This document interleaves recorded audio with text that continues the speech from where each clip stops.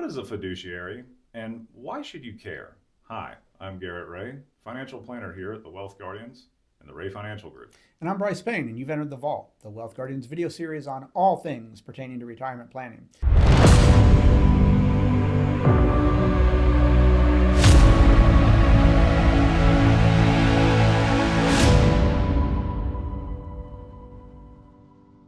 In this episode, we're going to talk about fiduciaries. We're going to define what a fiduciary is, what makes one a fiduciary, who isn't a fiduciary, and why it's important to you.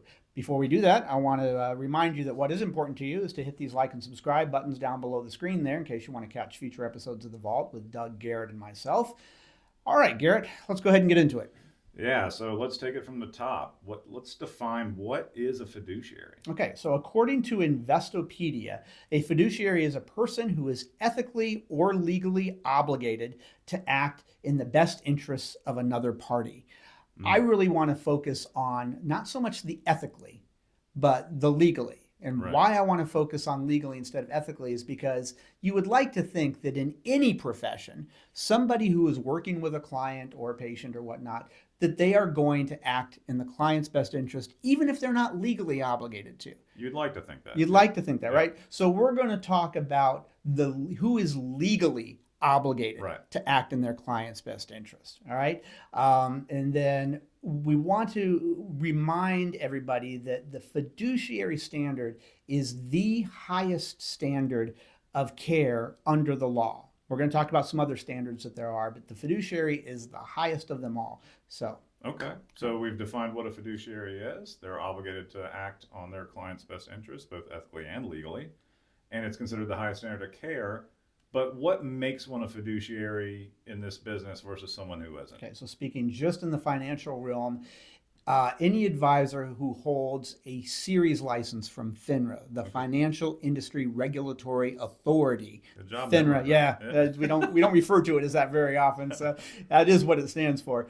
If you hold a FINRA series license, say the Series 66 or the 65 or the 63, you are obligated legally now, once you have that license, to when you make recommendations to a client, that recommendation be solely in the client's best interest. You are not considering your own interest. A registered investment advisor, an RIA, or an investment advisor representative under that RIA are legally obligated to act in their client's best interest. They are legally bound to be fiduciaries. Okay, so we know what licenses you need to have, a 66, a 65, or a 63. And there's some certificates that you can hold too. For example, the certified financial planner. You might not have your Series 66, but if you hold that certificate, then you are obligated on it. So there's a number of those as well that would legally obligate you to that.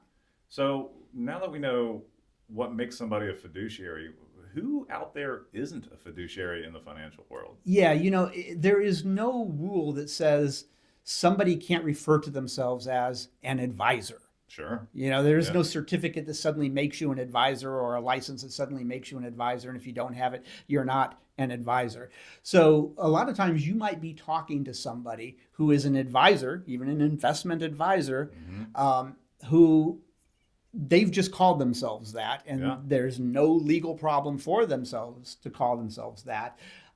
They are not necessarily going to be obligated to act on the fiduciary standard. For example, a broker, somebody who holds an SEC license, who can trade in your account for you, maybe holds the Series 7 license, they are not, if that's the only license that they hold. Now, some people hold both. I used to. You're not legally required to act on the fiduciary standard if you just have, say, like a Series 7 license.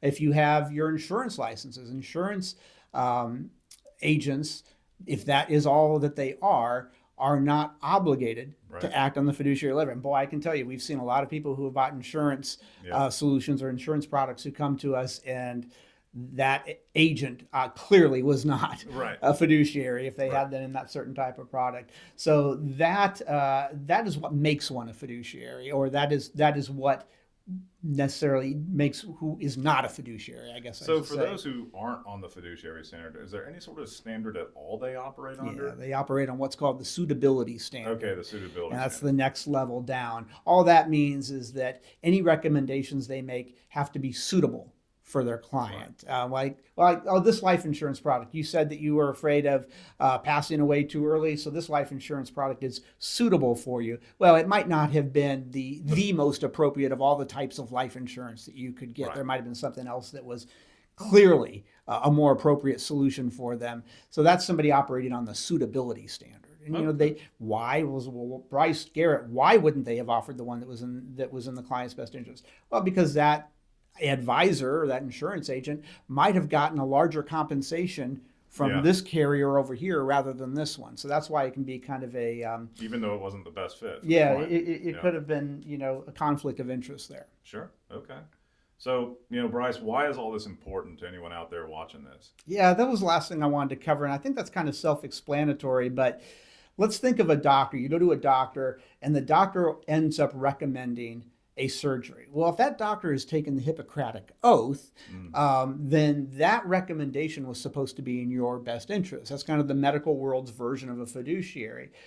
But doctors oftentimes get paid, the way their pay structure is, the more surgeries they do, the more that their paycheck Off is. their procedures, yeah. Right. Sure. So sometimes there is that conflict of interest with the Hippocratic Oath versus how they get paid. So if you're going to a doctor who hasn't taken a Hippocratic Oath, and I mean, really that's not very common, but if they hadn't, they might be making that recommendation because it's better for them and not for you. That's why you might go out and get a second opinion on something. So I think it's kind of self-explanatory why it's important to you, whatever the field is, whether it's the medical field, the financial industry field, the car salesman field. You want to know that somebody is making a recommendation for you that is based solely in your best interest and not in their best interest. Yeah, fair enough, Brice. All right. Well, so that's what we wanted to cover is fiduciaries, the definition of it and why it's important to you, who is and isn't a fiduciary. Again, I'll bring your attention to these like and subscribe buttons down there. Act in your own fiduciary best interest and click on those so you can catch future episodes of The Vault with Doug, Garrett, myself. I'm Brice Payne. And I'm Garrett Ray. And this has been The Vault.